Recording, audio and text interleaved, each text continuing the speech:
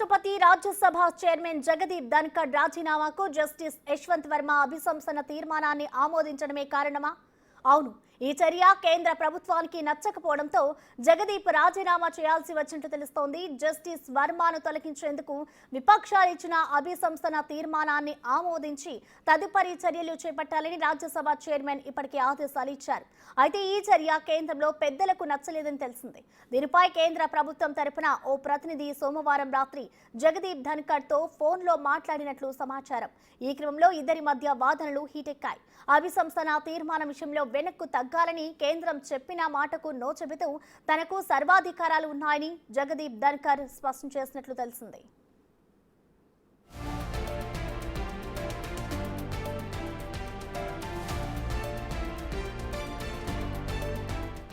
దీంతో అవసరమైతే రాజ్యసభ చైర్మన్ ను తొలగించేందుకు త్వరలోనే అవిశ్వాస తీర్మానం కూడా పెడతామన్నట్లుగా ఆయనకు హెచ్చరించినట్లు సమాచారం. అవిశ్వాస తీర్మానం వరకు తెచ్చుకొని అవమానం పాలు కావద్దన్న ఉద్దేశంతోనే ఆయన రాజీనామా చేసినట్లు చెప్తున్నారు. అయితే కేంద్రం తరఫున మాట్లాడిన వ్యక్తి ఎవరన్నది తెలియాల్సి ఉంది. జస్టిస్ వర్మ అభిశంసన విషయంలో రాజ్యసభ చైర్మన్ తీసుకున్న నిర్ణయం కారణంగా న్యాయ వ్యవస్థలో అవినీతిపై చర్యలు తీసుకునే అవకాశం కేంద్రానికి లేకుండా పోయిందని బీజేపీ పెద్దలు భావించినట్లు సమాచారం.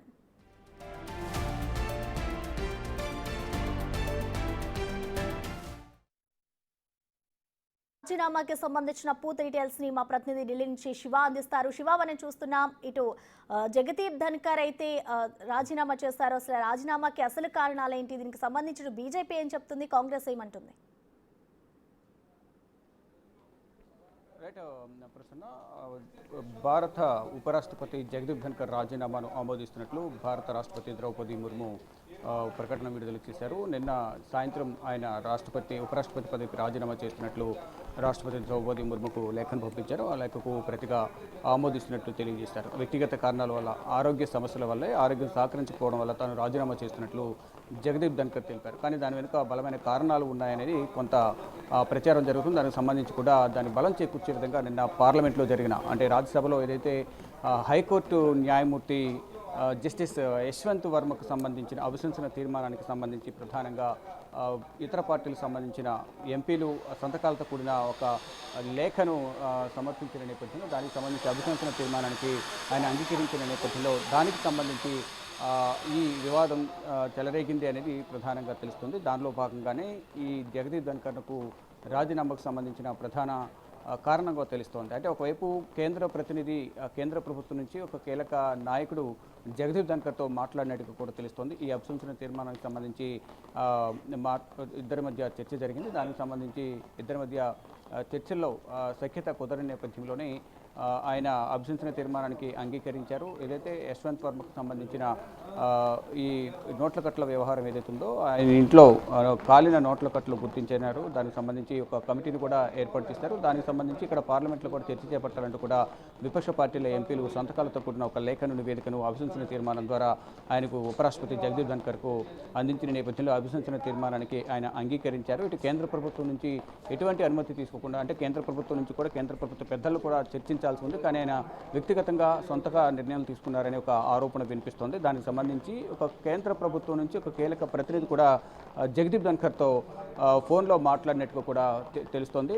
కేంద్ర పెద్దలు మాట్లాడినప్పటికీ వెనక్కి తగ్గేందుకు జగదీప్ ధన్కర్ నో చెప్పినట్లు కూడా తెలుస్తోంది. దానిలో భాగంగానే కేంద్రం ఒక సమాచారం ఇచ్చినప్పటికీ కూడా మధ్యవర్తిత్వానికి వారిని పంపించినప్పటికీ కూడా వారి మాటను లెక్క చేయకుండా పెడచేవని పెట్టి వ్యక్తిగతంగా ఏకపక్ష ధోరణితో సొంత నిర్ణయాలు తీసుకునే నేపథ్యంలోనే ఈ నిర్ణయం తీసుకున్నట్లు కూడా తెలుస్తోంది. అయితే గతంలో కూడా పర్యటన, వివిధ రాష్ట్రాలకు ఆయన పర్యటనకు వెళ్తూ ఉంటారు. ఆ పర్యటనలో భాగంగా ఒక సభలో మాట్లాడుతూ కూడా, అంటే ఒక ఆడిటోరియంలో మాట్లాడుతూ నేను 2027 ఆగస్టులో రిటైర్ అవుతాను, అప్పటి వరకు ఉపరాష్ట్రపతిగా కొనసాగుతానంటూ కూడా జగదీప్ ధన్కర్ తెలియజేశారు. అంటే ఆయన 2022 ఆగస్టులో ఉపరాష్ట్రపతిగా పదవి బాధ్యతలు చేపట్టారు. అంటే 5 సంవత్సరాల కాలంలో ఆయన పదవీ కాలం ముగియనుంది. కానీ 27తో ముగియనుంది. ఈలోపే 2 సంవత్సరాల ముందే ఆయన రాజీనామా చేసిన నేపథ్యంలోనే కొన్ని ఊహాగానాలు, కొన్ని అనుమానాలు అయితే వ్యక్తమవుతున్నాయి. స్వయాన ఆయనే 27తో నా పదవీ కాలం ముగుస్తుంది కాబట్టి 27న, అంటే 2027 ఆగస్టులో రిటైర్ అవుతానంటూ కూడా ఆయన తన ప్రసంగం ద్వారా తెలియజేశారు. అంటే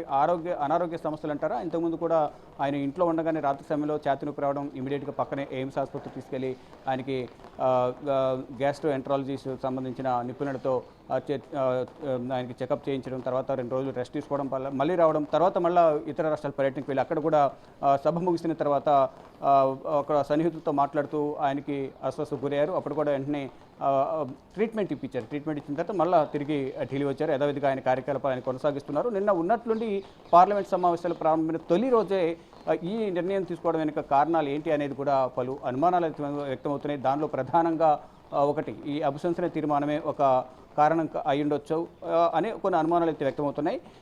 మరికొన్ని అనుమానాలు కూడా వ్యక్తపరుస్తూ ఉన్నారు. కేంద్ర ప్రభుత్వం కావాలనే జగదీప్ ధన్కర్ను తప్పించింది, దీని వెనుక రాజకీయ కారణాలు ఉన్నాయనేది మరొక విమర్శ అయితే వినిపిస్తుంది. దీనికి సంబంధించి కారణం చెప్పాలంటూ కూడా ప్రతిపక్ష పార్టీలన్నీ కూడా కేంద్ర ప్రభుత్వాన్ని ప్రశ్నిస్తున్నాయి. కానీ ఆయన రాజీనామా ప్రకటించిన తర్వాత అందరూ కూడా పాజిటివ్గా రెస్పాండ్ అయ్యారు. ఆరోగ్య కారణాల వల్ల ఆయన రిజైన్ చేస్తున్నారు కాబట్టి ఆయనకు ఆరోగ్యం సహకరించడం లేదనేది అందరూ భావించారు. ఆయన ఇప్పటి వరకు చేసిన సేవలు కానీ అందరితో మంచిగా ఉండేవారు, సోదరభావంతో స్పృహద్భావ వాతావరణంలో ఆ సెషన్ అంతా కూడా సమావేశాలు నిర్వహించేవారు, అందరికీ సహకరించేవారు, ప్రశ్నలు అడగడానికి కానీ సమాధానాలు చెప్పేటప్పుడు కానీ ప్రతి ఒక్కరికి కూడా ఆయన సహకరించేవారు, మంచిగా మాట్లాడేవారు అనేది అందరూ కూడా వారి అభిప్రాయాలను వ్యక్తపరిచిన తర్వాత నిన్నటి వరకు కూడా ఎవరు ఎన్డీఏ కూటమికి సంబంధించి కానీ ఇటు కేంద్ర ప్రభుత్వంకి సంబంధించి బీజేపీ పెద్దలు ఎవరు కూడా ఈ రాజీనామాపై స్పందించలేదు. ఎప్పుడైతే రాష్ట్రపతి ద్రౌపది ముర్ము దీనికి సంబంధించి రిజిగ్నేషన్కి సంబంధించి ఆమోదం తెలిపారో తర్వాత ప్రధాని నరేంద్ర మోడీ ఒక ట్వీట్ చేశారు. ఆయనకి ఆరోగ్యం సహకరించకపోవడం వల్లే ఆయన రాజీనామా చేశారని ఒక ట్వీట్ను కూడా ప్రధాని నరేంద్ర మోడీ చేశారు. ఆయనకి భవిష్యత్తులో కూడా దేవుడు మంచి ఆరోగ్యం ప్రసాదించాలనేది ప్రధాని నరేంద్ర మోడీ ట్వీట్ చేశారు. అంటే జగదీప్ ధన్కర్ భారత రాష్ట్రపతితో ఉపరాష్ట్రపతితో సహా అనేక హోదాల్లో దేశానికి సేవ చేసే అవకాశం ఆయన పొందారు. ఫర్దర్గా ఆయనకు మంచి ఆరోగ్యం చేకూరాలంటూ కూడా నేను కోరుకుంటున్నానంటూ ప్రధాని నరేంద్ర మోడీ కూడా రాష్ట్రపతి ద్రౌపది ముర్ము రిజిగ్నేషన్ ఆమోదం చేసిన తర్వాత ఆయన కూడా ట్వీట్ చేసి ఆయన ఫర్దర్గా ఎటువంటి అనారోగ్య సమస్యలు ఉండకుండా జీవించాలి, ఆరోగ్యాలతో ఉండాలని నేను కోరుకుంటున్నానంటూ కూడా ప్రధాని నరేంద్ర మోడీ ఒక ట్వీట్ చేశారు. అయితే ఫర్దర్గా ఇంకా నెక్స్ట్ ఎవరు ఉపరాష్ట్రపతి పొజిషన్లో ఉంటారనేది కూడా చూడాల్సి ఉంది. ఒకవేళ నెక్స్ట్ ఈ పార్లమెంట్ సెషన్లో నెక్స్ట్ ఎవరనే దానిపై నిర్ణయం తీసుకుంటారా, అప్పటి వరకు రాజ్యసభ వైస్ చైర్మన్గా ఉన్న హరివంశ్ నారాయణ్ సింగ్ని కంటిన్యూ చేస్తారా, లేకపోతే ఆయన్నే నియమిస్తారా? ఒకవేళ నియమిస్తే ఎన్నిక అనేది ఉండబోతుంది కాబట్టి ఫర్దర్గా ఎటువంటి నిర్ణయాలు తీసుకుంటారనేది కూడా చూడాల్సింది. కానీ రాజీనామా వెనుక ఉన్న కారణాలు ఏంటి అనే దానిపై మాత్రం అనేక ఊహాగానాలు, అనేక విమర్శలు అయితే కేంద్ర ప్రభుత్వం వైపు చూపిస్తూ ఉన్నాయి. ఇటు ప్రతిపక్ష పార్టీలు అయితే పట్టుబడుతున్నాయి, ఇటు పార్లమెంట్ సమావేశాలు కూడా సజావుగా సాగేందుకు సహకరించాలని అఖిలపక్ష సమావేశం ఏర్పాటు చేశారు. కానీ ఇప్పుడు మళ్ళీ స్పెషల్ ఇంటెన్సివ్ రివిజన్ ఏదైతే రానున్న బీహార్ అసెంబ్లీ ఎన్నికలు రాబోతున్నాయి, అక్కడ ఓట్లను చోరీ చేస్తుంది.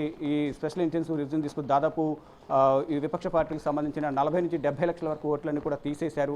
దాని ద్వారా వారు అధికారంలోకి రావాలని చూస్తుంది ఎన్డీఏ కూటమి అనేది కూడా విపక్ష పార్టీలు ఆరోపిస్తున్నాయి. దానిలో భాగంగానే వాయిదా తీర్మానంలో భాగంగా పార్లమెంట్ వేదిక ఉభయ సభల్లో కూడా వారు ఆందోళన నిర్వహిస్తున్నారు. ప్రశ్నోత్తరాల సమయాన్ని పక్కన పెట్టి మేము ఏదైతే వాయిదా తీర్మానం ఇచ్చామో దానిపై చర్చ చేపట్టాలంటే కూడా విపక్ష సభ్యులు కోరుతున్నప్పటికీ ఉభయ సభాపతులు కూడా దీనికి అంగీకరించడం లేదు. ఇక ఆందోళన మధ్య ప్రశ్నోత్తరాల సమయం కొనసాగుతుంది.